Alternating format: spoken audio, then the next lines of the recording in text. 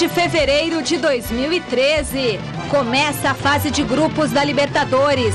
Atlético Mineiro e São Paulo duelam em Minas com pentacampeões mundiais dos dois lados. Fluminense enfrenta o Caracas fora de casa, sonhando com o título inédito. Adversário do Palmeiras, Sporting Cristal já está em São Paulo. O Gazeta Esportiva conversou com o comandante dos peruanos. Não importa a condição do adversário. Clássico no final de semana e o Corinthians respeita e muito o Palmeiras. Rafael Nadal estreia com casa cheia e vitória nas duplas no Aberto do Brasil de tênis.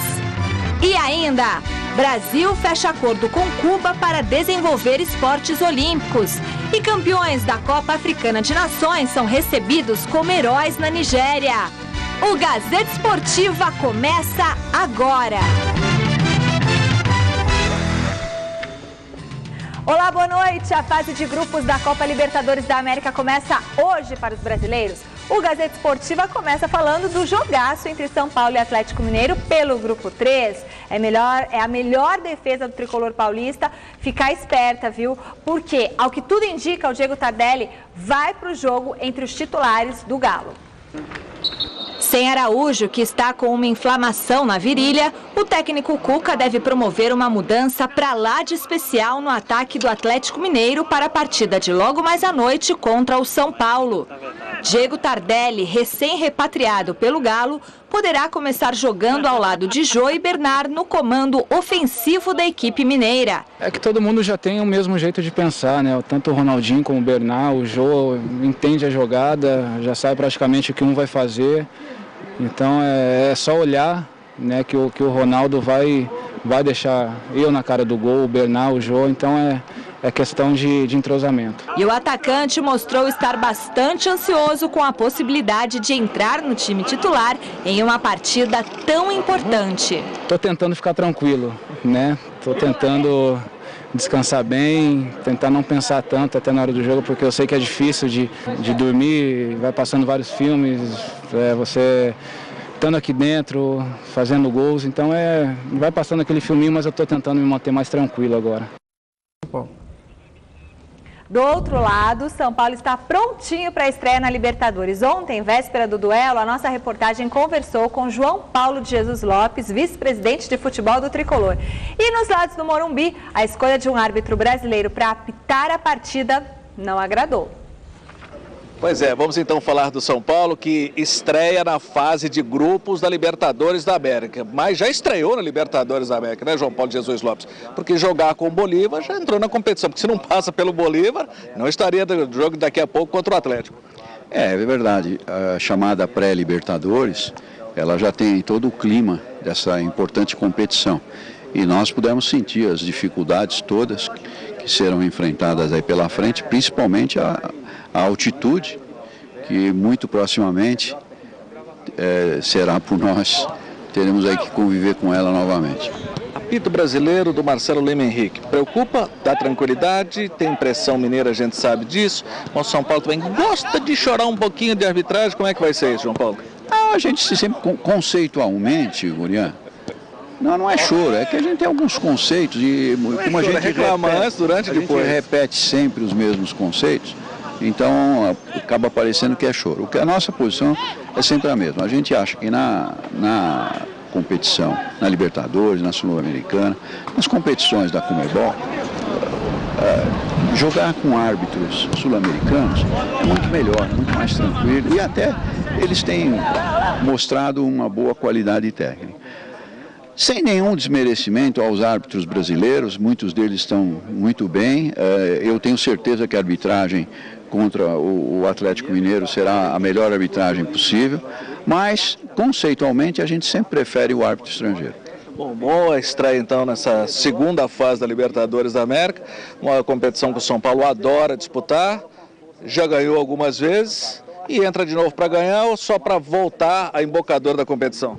Não, São Paulo atingiu um nível que toda competição que ele entra é para ganhar, né? Nós fizemos muito esforço esse ano para montar um time bastante competitivo, um time que possa disputar a Libertadores com competência. Eu tenho certeza que, apesar do grande valor e do grande respeito que o Atlético Mineiro impõe, que o São Paulo fará uma boa figura.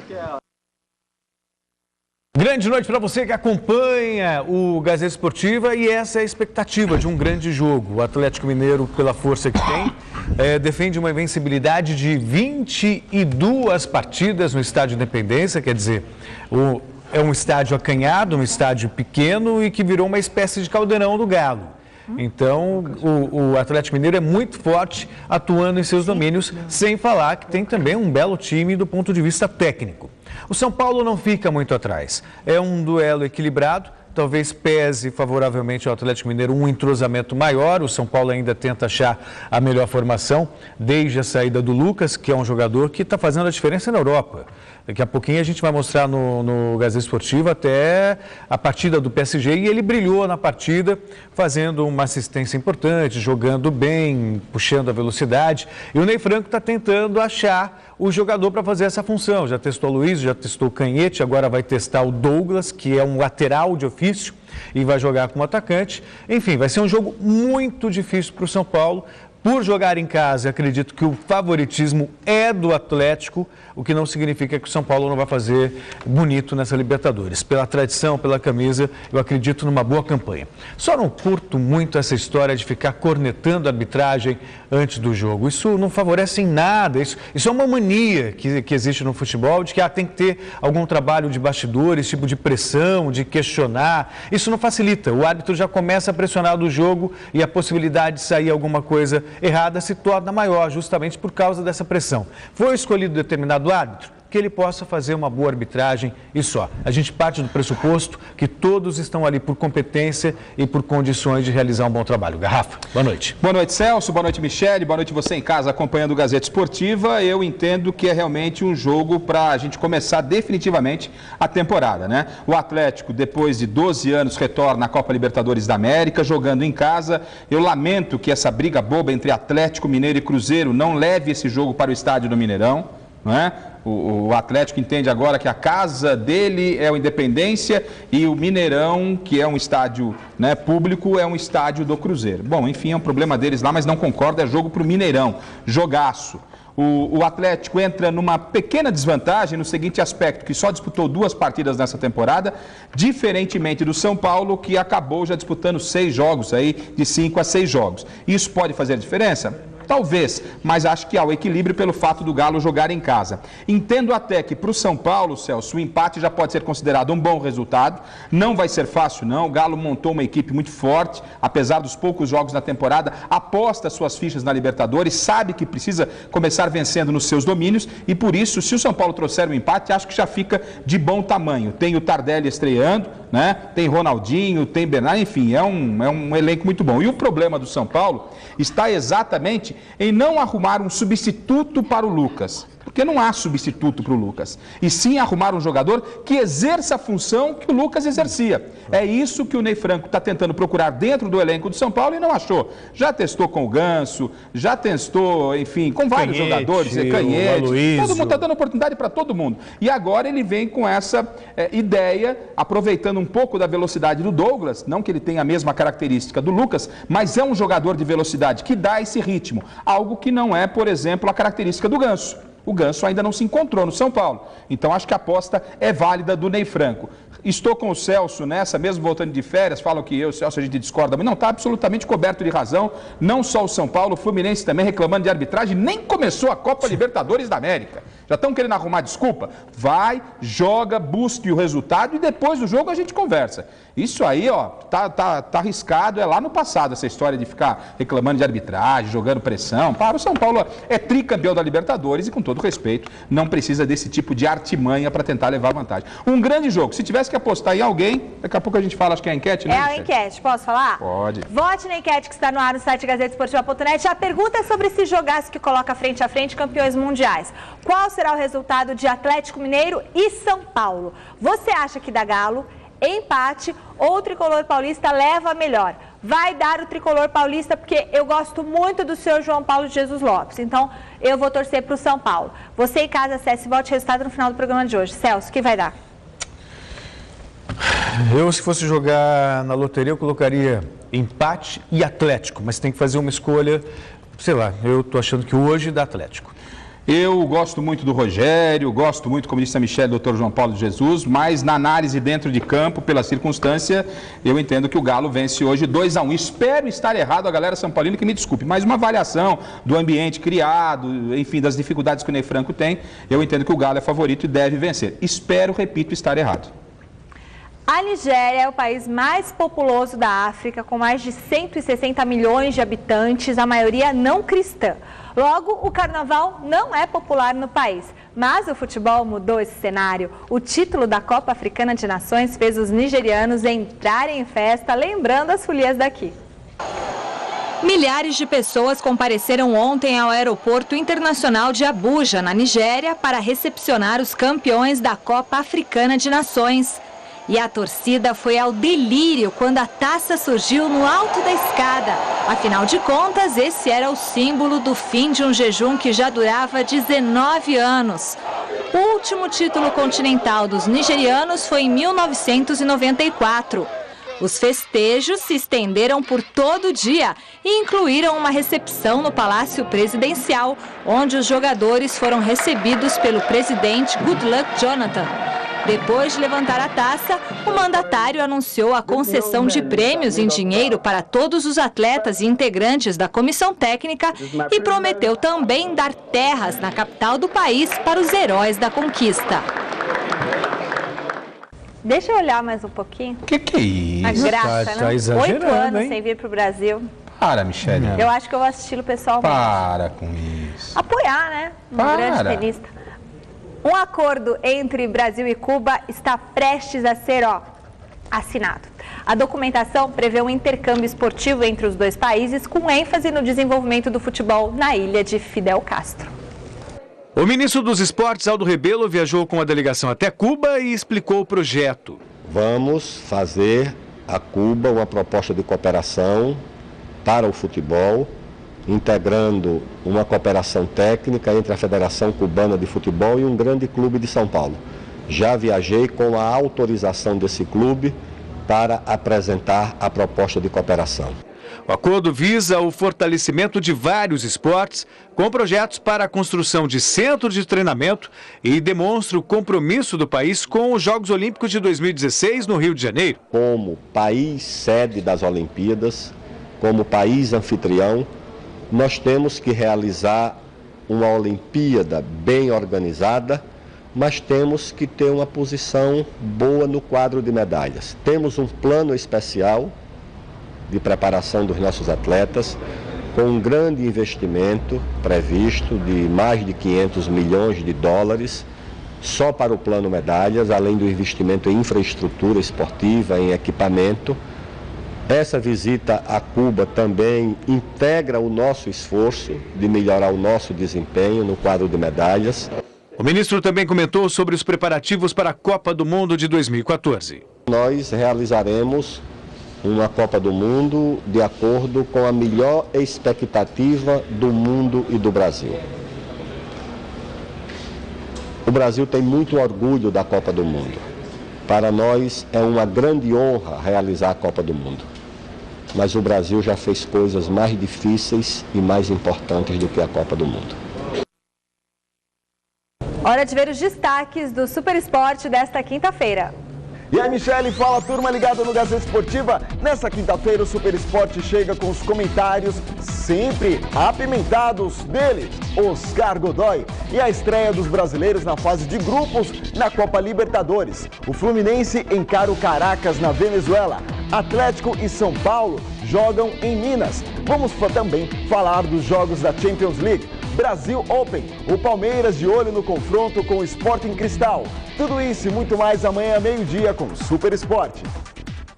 Recadinhos agora, além de ser muito bom ter a sua companhia aqui com a gente assistindo ao Gazeta Esportiva, nós queremos que vocês nos acompanhem no Twitter e no YouTube. No Twitter, o endereço do programa é qual, Celso? Endereço do programa? @ você quer do Twitter ou do... Do Twitter, esse mesmo. O Twitter é youtube.com/A Gazeta Esportiva TV. Eu falei do Twitter, é @Gazeta Esportiva. E no YouTube, nosso novo canal. youtube.com/A Gazeta Esportiva TV. É o novo canal. O Guilherme Camarda está sempre atualizando os vídeos lá. Eu quero mandar um abração para o Anderson Mascarenhas, que ele falou que tá em luto porque perdeu o irmão dele no sábado, mas está assistindo ao nosso programa Gazeta Esportiva. Anderson, um beijo para você, força nesse momento, viu? Garrafa tá bem, de férias, quer mandar um beijo para alguém? Para você. Obrigada, Garrafa, você tá muito queimadinho. Obrigado. Gente, tem coisa melhor do que comer bem, mastigar com facilidade, dar um belo sorriso assim, ó. Para levar uma vida saudável sem abrir mão de todos esses prazeres, nós contamos com a Easy Implant. A Easy Implant pode te ajudar com todos os tipos de tratamentos odontológicos que te devolverão esses prazeres. Os profissionais da Easy Implant são especializados em suas áreas, eles vão te receber super bem e estão esperando por você. Se você precisa de um implante ou de uma prótese ou de qualquer outro tipo de tratamento, você será tratado por uma equipe de especialistas que te acompanharão do início ao final, em clínicas modernas, de fácil acesso e com estacionamento na porta e toda aquela atenção que você merece. Não espere mais para ter o seu lindo sorriso e a sua mastigação de volta. Ter uma boca saudável é sinal de saúde, a saúde começa pela boca. Então ligue agora para Easy Implant e marque a sua avaliação. O Renato, o Dr. Rodrigo, o Dr. Lucarelli e o Dr. Negrão estão esperando por você. Ligue mesmo, vale a pena. 2174-4200. 2174-4200. Easy Implant. Rápido intervalo no Gazeta Esportiva. Daqui a pouco, o Sporting Cristal já está no Brasil para pegar o Palmeiras na Libertadores. Ave Maria. Campeão brasileiro, Fluminense estreia hoje na Libertadores. E mais também sobre o confronto entre Atlético e São Paulo em BH. E o Corinthians, hein, que só pensa no clássico com o Palmeiras. A gente já volta.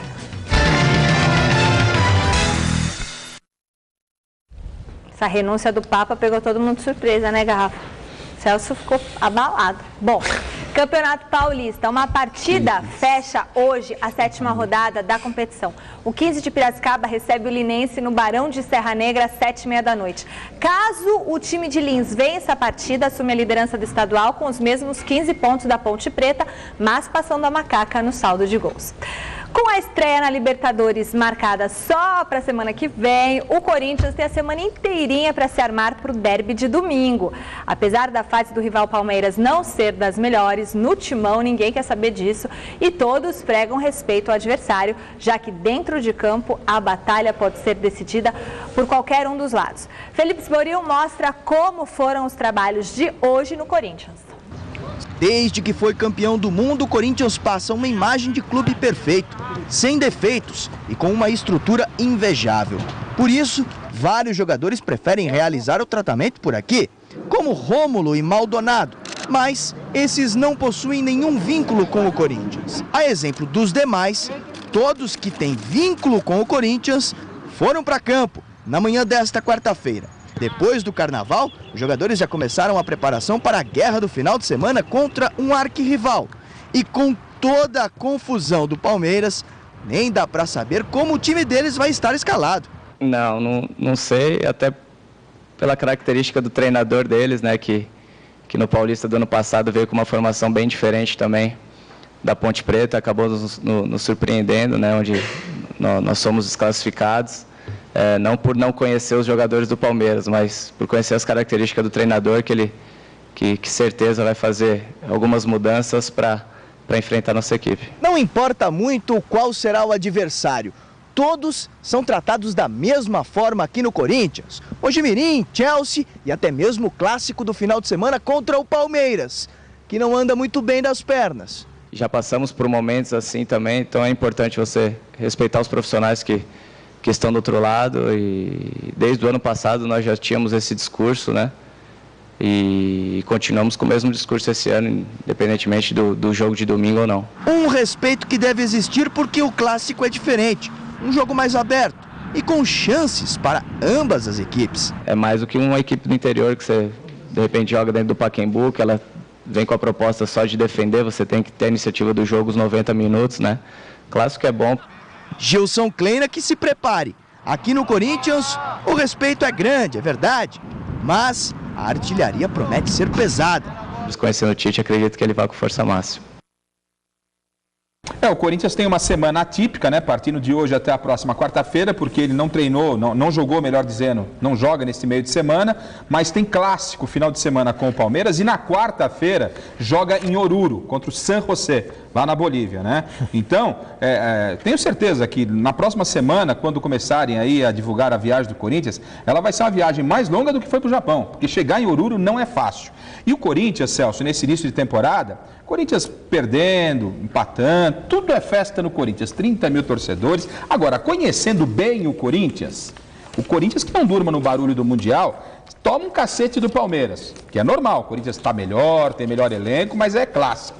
E o clássico diz que sempre quem está pior, ou na maioria das vezes, o pior vence quem está no melhor momento. Então, vamos supor, se perde o clássico e não vence a Libertadores, essa calmaria no Corinthians acaba. Não é? Acaba. Então, o Tite acho que está fazendo um trabalho absolutamente correto, trabalhando com o que tem de melhor, mostrando que não há titulares. O Corinthians tem pelo menos 18 titulares, tem que ser assim para disputar bem o Campeonato Paulista, a Copa Libertadores, o Brasileirão, a Copa do Brasil. Acho que o Corinthians está no caminho absolutamente correto. E para chegar com tranquilidade em Oruro, mesmo que o Tite preserve alguns de seus jogadores, o que eu acho que ele só vai preservar, mesmo quem estiver no fio da navalha. No mais, ele vai colocar a força máxima, porque ganhando o Clássico dá uma tranquilidade para estrear na Libertadores, lá em 3.800, 4.000 metros. Essa viagem para Oruro, Celso Cardoso, é uma das mais complicadas no sistema de logística. Estou falando para você, é mais fácil chegar no Japão, que é muito mais longe, do que chegar em Oruro, na Bolívia. Sem falar da questão da altitude. De 3.800, 4.000. Loucura.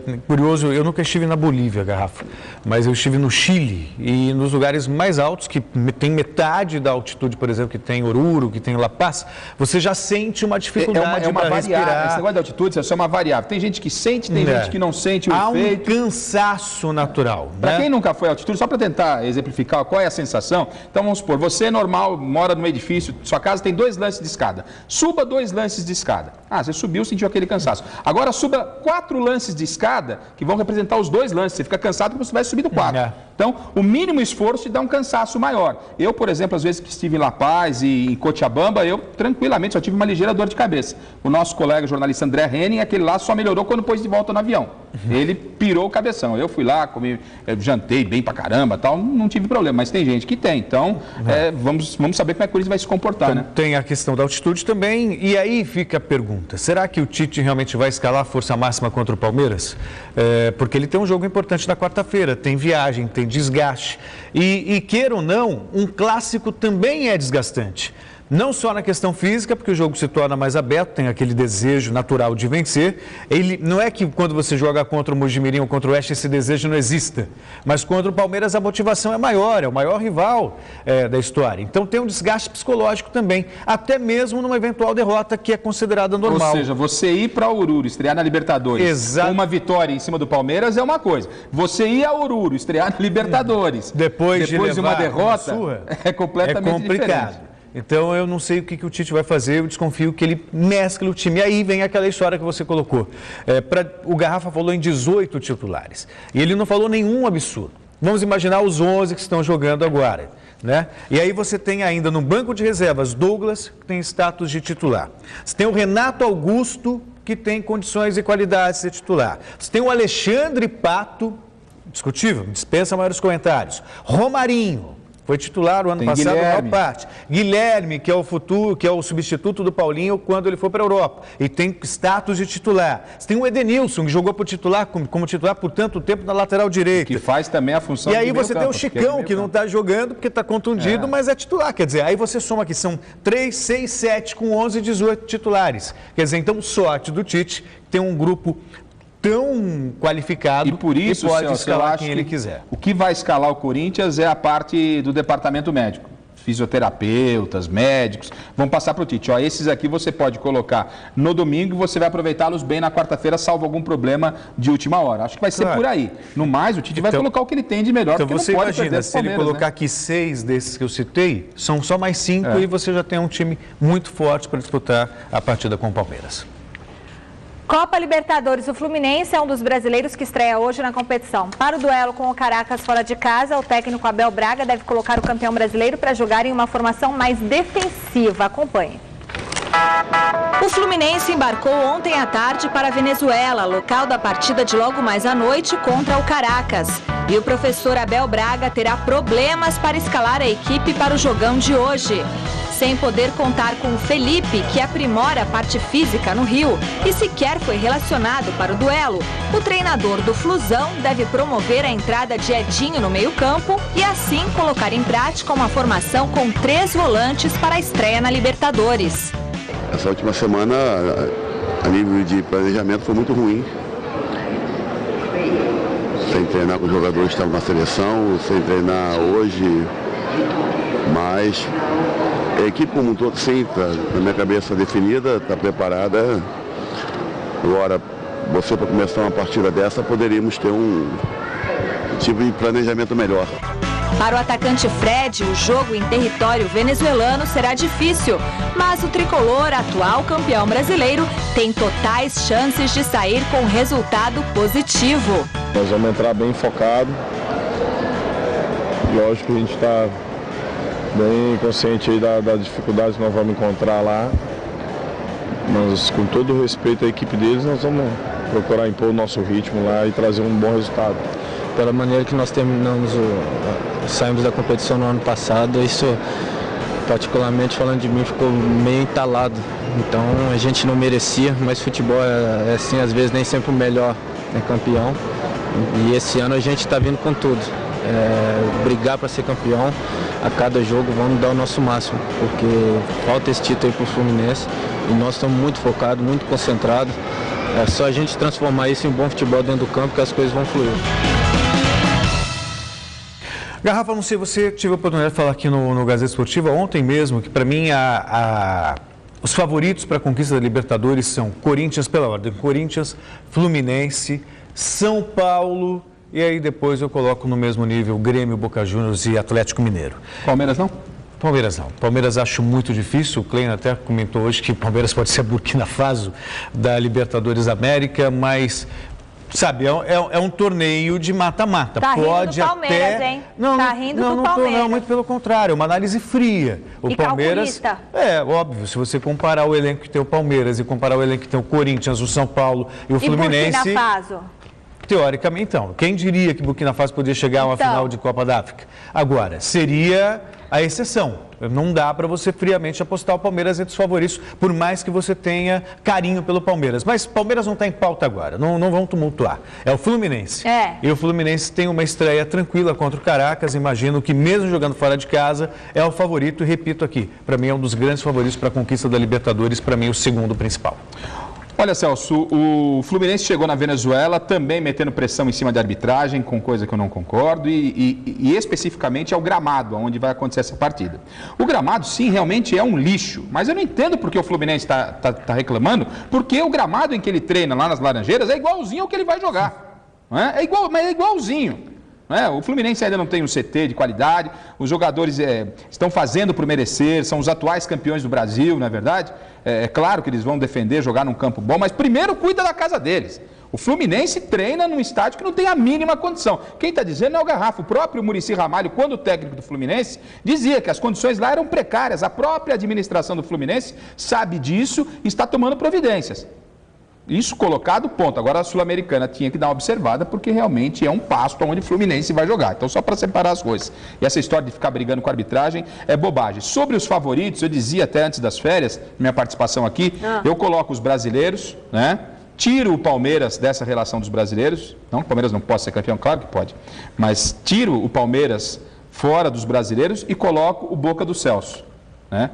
Eu acho que o Boca, pela tradição, pela camisa, pela história, ele acaba se igualando. Tanto é verdade que com o time, né? Com o Riquelme. Tanto que é verdade que com o time não foi aquele Boca de outros tempos, ele chegou à final da Libertadores e poderia ter eliminado o Corinthians, mas empatou uma lá em Buenos Aires e perdeu outra no estádio do Pacaembu. E aí, sobre tirar o Palmeiras do favorito, hoje eu estive em Itu, antes de vir aqui para o Gazeta Esportiva, daqui a pouco a gente vai acompanhar o material, e a pergunta que eu fiz ao Gilson Kleina foi exatamente essa, que os críticos apontam os brasileiros como favoritos, mas tiram o Palmeiras da lista. E eu perguntei exatamente isso ao Gilson, se nós estávamos exagerando. E o Gilson falou que não, fazendo uma análise do momento, de times que mantiveram o elenco, times que não perderam jogadores, que se reforçaram muito, o Palmeiras é diferente de tudo isso. O Palmeiras perdeu as principais estrelas, não se reforçou, está trazendo jogadores que eram reservas nas respectivas equipes que vieram. Então, o Gilson falou que a análise não está correta, mas isso não significa que o Palmeiras possa ser uma surpresa aí, como outras equipes já foram em várias competições. Não, só para citar algumas, Once Caldas, Atlético Paranaense, falou, inclusive, do Once Caldas. São Caetano, pode acontecer. Voltamos a falar do jogo de daqui a pouco no estádio Independência, em Belo Horizonte, onde o Atlético Mineiro recebe o São Paulo pelo grupo 3 do torneio continental. Em campo, 4 remanescentes do pentacampeonato mundial da seleção brasileira em 2002. Você lembra? Um reencontro familiar. Família, família, papai, mamãe, titia. O grupo que foi campeão da Copa do Mundo de 2002 ficou conhecido como a Família Scolari.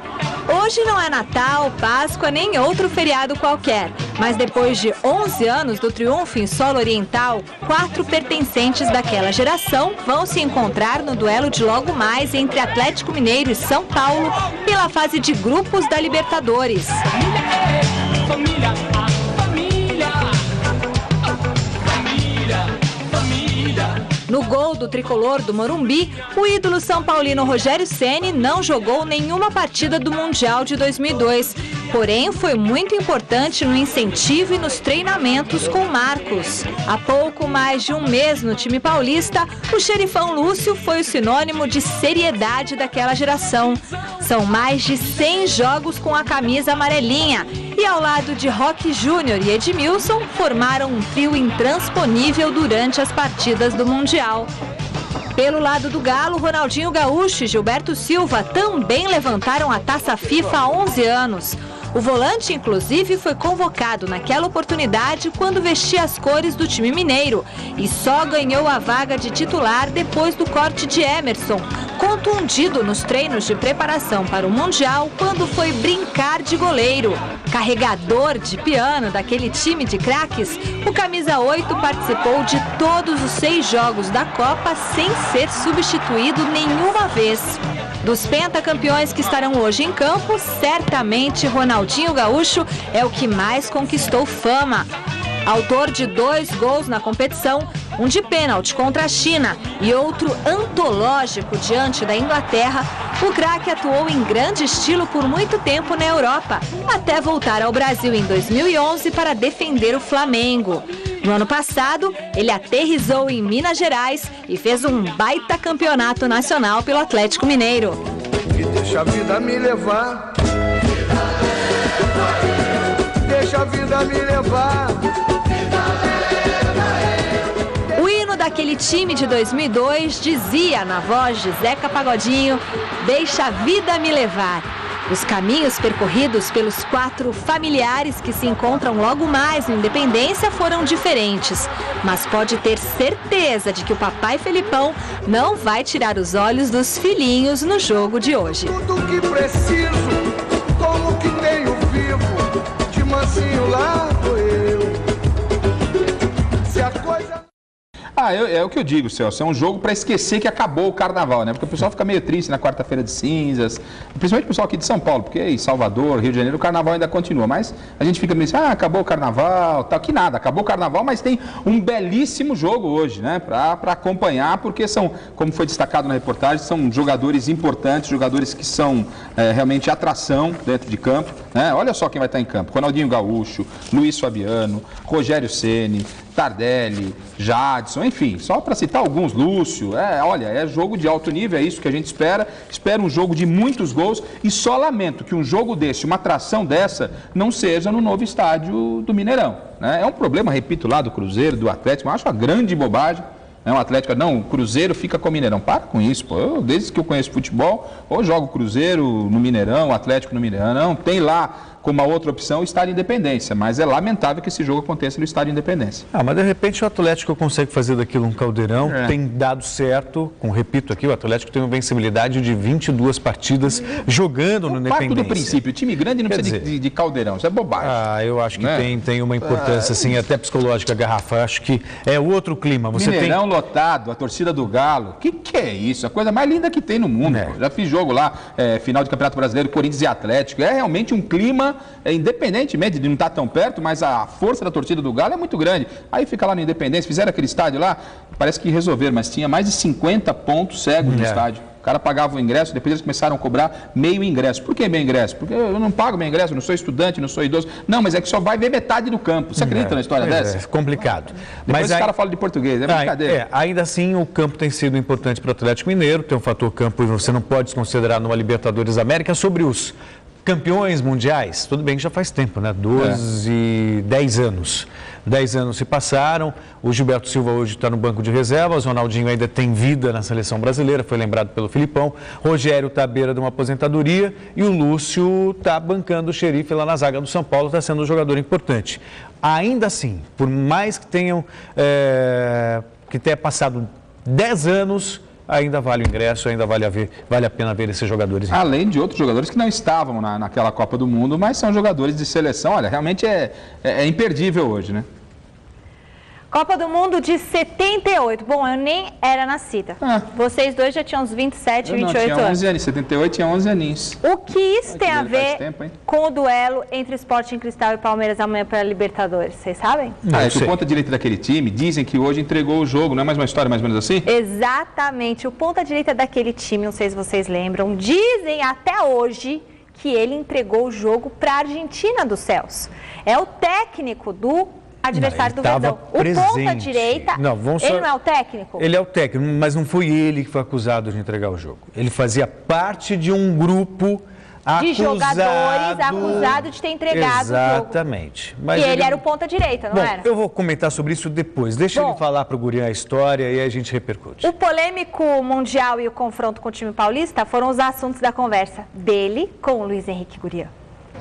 Vamos então falar do Sporting Cristal, atual campeão peruano, depois de 7 anos, uma temporada vitoriosa que começou com o projeto do atual treinador, Roberto Mosquera, que desenvolveu um plano de trabalho, já foi vice-campeão da Libertadores da América em 1997, quando era auxiliar técnico e perdeu o título para o Cruzeiro. E agora está dizendo que quer recuperar esse título perdido pelos peruanos e por isso não teme o Palmeiras. É muito bom tê-lo aqui na TV Gazeta. Muito obrigado. Não, muitas gracias. Muito contente de Mosquera disse que é uma alegria muito grande estar conversando conosco. Fala também que se sente em casa. Depois de 40 anos, volta. Ele que já foi jogador da equipe, participou também de um Mundial com a seleção do país dele, onde tinha o Bijas e outros jogadores importantes daquele selecionado. E que agora o trabalho é justamente para resgatar o bom futebol do Peru. Um futebol alegre, de disposição, de entrega. E por falar em entrega, ele disse que não se perde uma luta quando você é derrotado. Você perde uma luta quando você não participa desse combate. E é isso que ele quer fazer, respeitando muito o Palmeiras, que tem um bom time e um grande treinador. Mas que o trabalho é de resgate do bom futebol do Peru, que ele sabe que pode produzir. E por isso, nesse momento, é o que ele deseja à frente do Sporting Cristal. Por isso, então, o senhor não teme o Palmeiras. Respeita, mas não teme. Mosquera disse que imaginava ainda o Kleina na Ponte Preta da cidade de Campinas, mas aí teve um ato de coragem de pegar o Palmeiras no final de uma temporada e participar dos jogos que participou.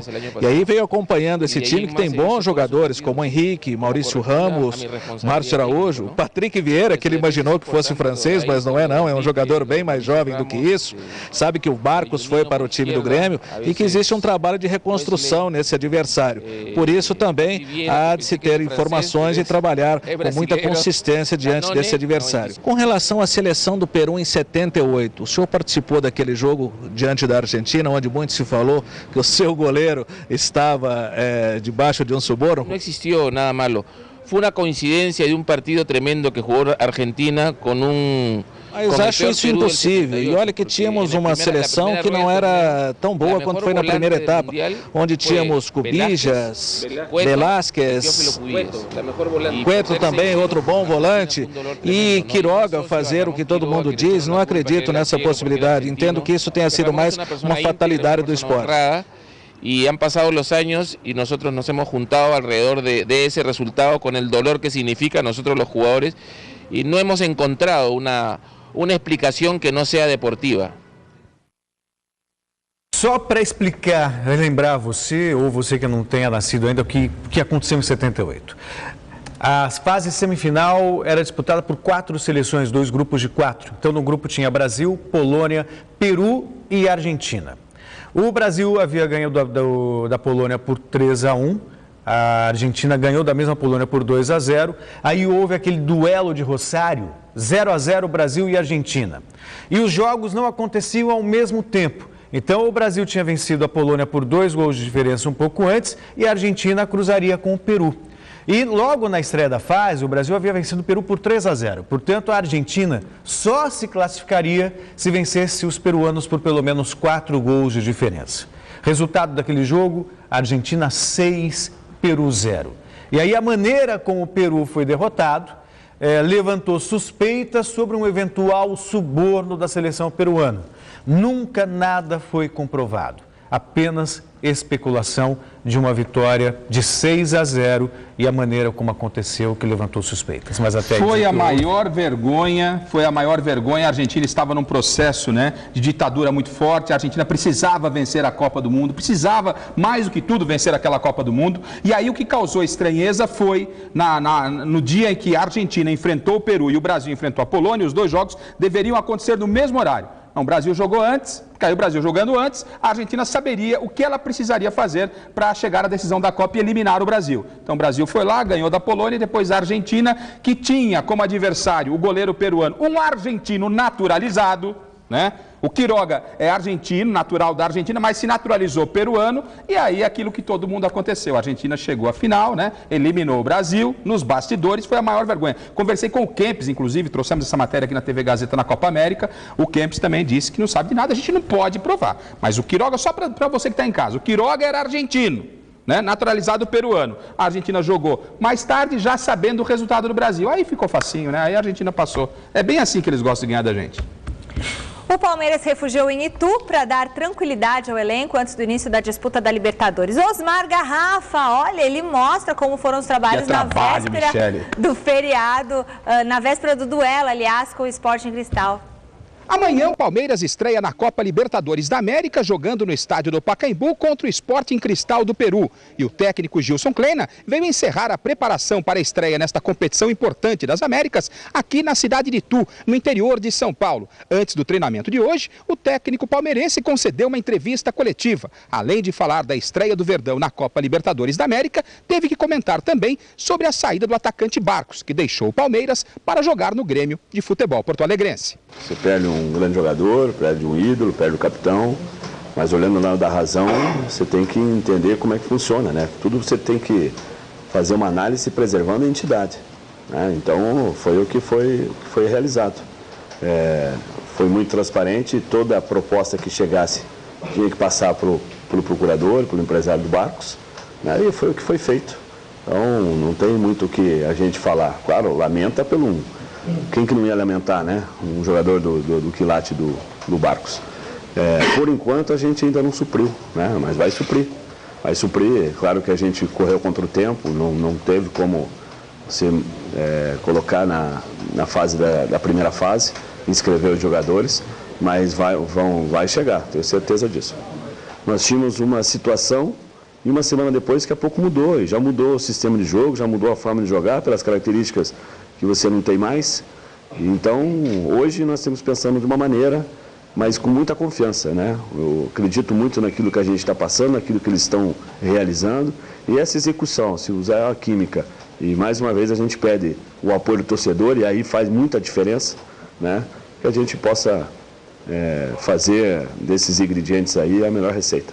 A equipe para amanhã ainda não está oficialmente escalada. O que se sabe neste momento é que o técnico Gilson Kleina não poderá contar com Maicon Leite e com Valdívia, jogadores que estão contundidos. E se ele vai ou não colocar algum jogador recém-contratado, isto só será definido ao término deste treinamento aqui na cidade de Itu. O grupo do Palmeiras na Libertadores é um grupo muito equilibrado. Tem o Sporting Cristal, tem o Libertad, tem o Tigre. Não são, exceção feita ao Libertad, que tem um time um pouco melhor do ponto de vista técnico. O Tigre é um time muito brigador, né? Guerreiro, mas de pouca técnica. E o Sporting Cristal não, é o mais fraco do grupo. Portanto, entendo que o Palmeiras tem que fazer a parte dele vencendo no Pacaembu logo de cara, abrir 3 pontos para ganhar moral, Garrafa. O Gilson Kleina, ele não pôde fazer nada no episódio Barcos, que foi assunto hoje também na concentração em Itu, e não dá para entender. De um lado eu entendo que a diretoria do Palmeiras ela tinha que se livrar do Barcos, porque ia perder o Barcos, matéria da Folha, do Estado de São Paulo hoje. Poderia perder o Barcos, porque o Palmeiras devia, a atual administração anterior devia para a LDU, devia para o Barcos direito de imagem, ele ia entrar na justiça e ia sair. Agora, o Palmeiras é muito grande para fazer um acordo. Você dá o Barcos e aí mande quem você tiver. Eu acho que o Palmeiras, nesse ponto, não fez um bom negócio, não. De qualquer forma, se livrou desse problema, entre aspas, Barcos. Muito bem, Copa Libertadores, pelo Grupo 1, Nacional do Uruguai e Barcelona do Equador ficaram no empate na estreia. Pela chave 4, o Emelec começou a disputa com vitória sobre o Vélez Sarsfield da Argentina 1-0. E pelo Grupo 7, a favorita, a Universidade de Chile, passou pelo Deportivo Lara. Veja os gols. Em Montevidéu, Dias abre o placar, 1-0 Barcelona sobre o Nacional. O segundo foi de Nahuel Pan, 2-0 Barcelona de Guayaquil. El Loco Abreu diminuiu e Ivan Alonso deixou tudo igual, final 2-2.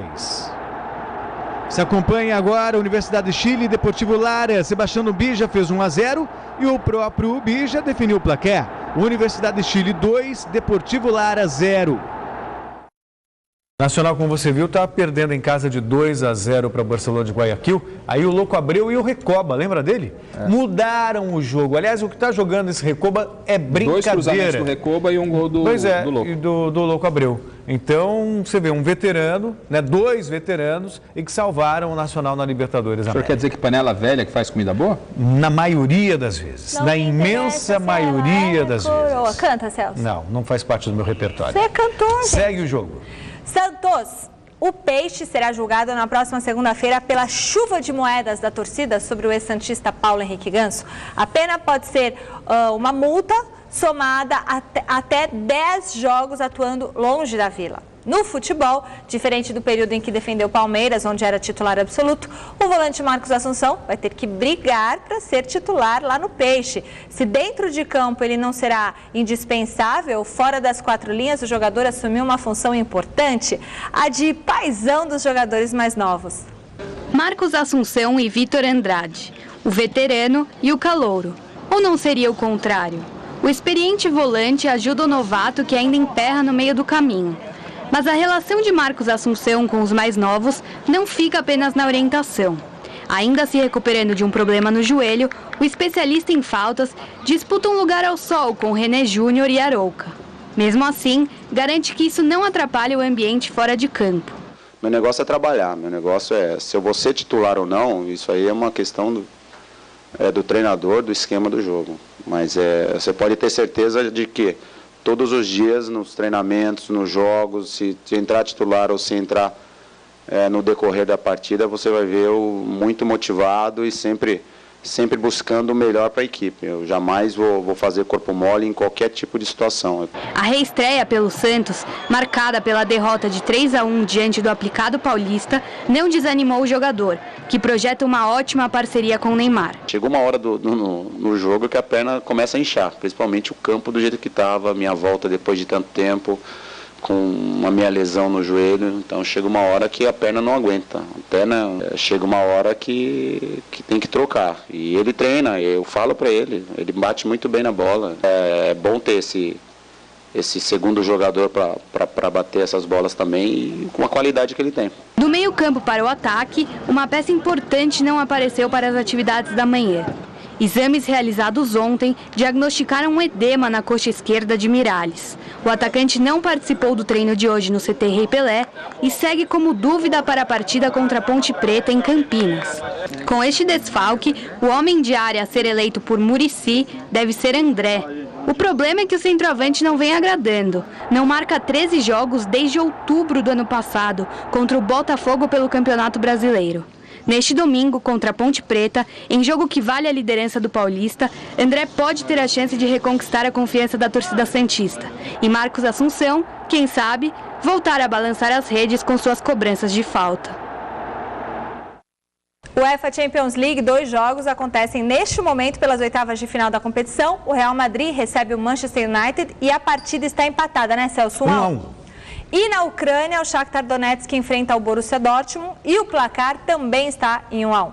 Ontem, a Juventus não tomou conhecimento do Celtic fora de casa e venceu 3-0. No outro jogo da terça, Lucas ajudou o Paris Saint-Germain a bater o Valência na Espanha. Veja os gols. Na Espanha, o PSG visitou o Valência e abriu o placar logo aos 10 minutos com o Lavezzi.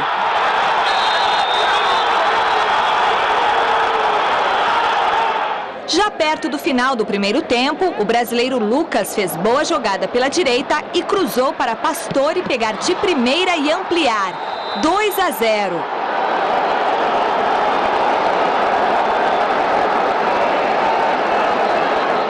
Aos 45 minutos do segundo tempo, o Valência conseguiu descontar com Rami, mas ficou nisso mesmo. 2-1 PSG, que agora faz o jogo de volta em casa.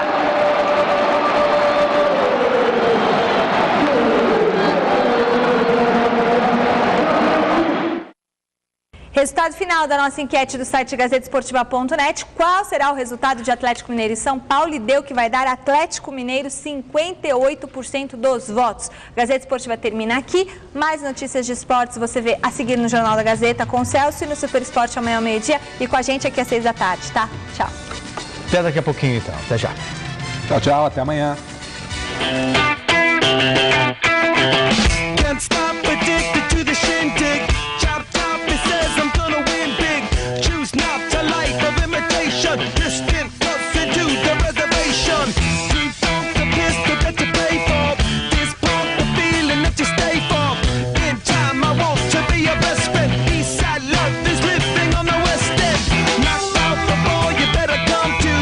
Amanhã, meio-dia, os melhores lances do Campeonato Paulista estão no Super Esporte. Assista agora, Jornal da Gazeta.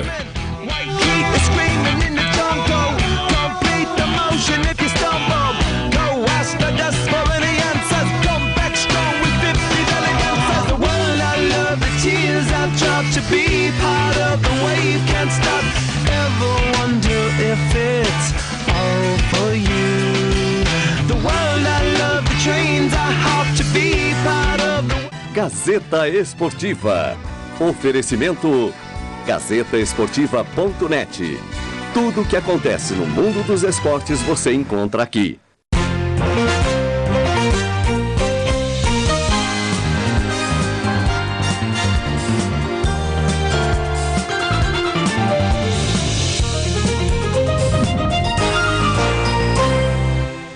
Jornal da Gazeta. Oferecimento Faculdade Casper Libero.